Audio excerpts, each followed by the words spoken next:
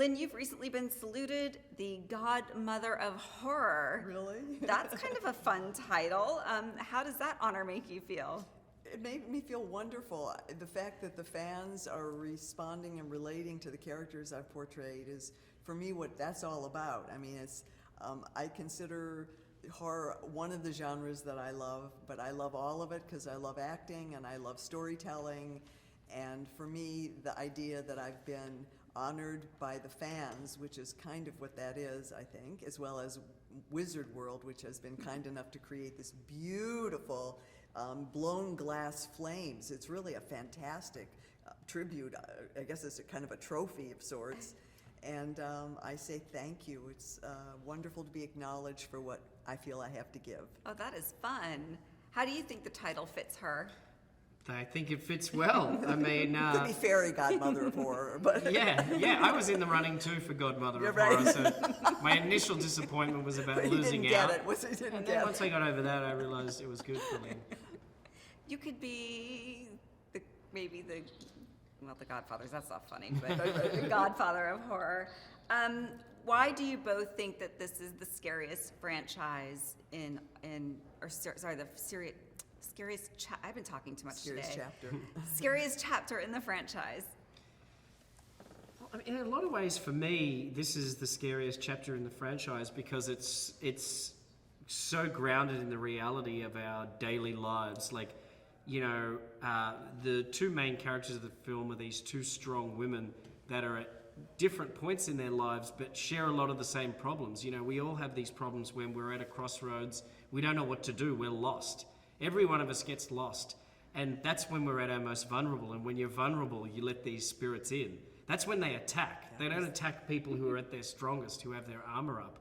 And so for me, there was something very personal about this film. And, you know, I wrote the first two and I loved them, but there was something about writing this third film that was so personal to me. And it just made it all the more terrifying. And I hope that audiences feel the same way, that it somehow taps into their own personal fears and demons. I didn't even recognize you as Specs.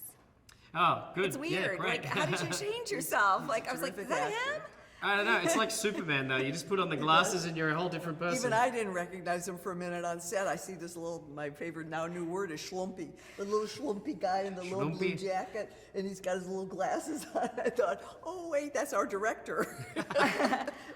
Lynn, without giving away too much, you were able to engage in a lot of fun physical activity here. I was telling Stephanie, I was like, well, if you could do this, I mean, you have no excuses after Lynn has done this. How was it to battle and sort of get involved in that physicality? It was totally fun. I mean, I totally want to do all my own stuff as much as I can, and you know, and I don't want to get hurt, obviously, but I'm game for anything. I really am, in terms of a character, especially, and especially a character like Elise.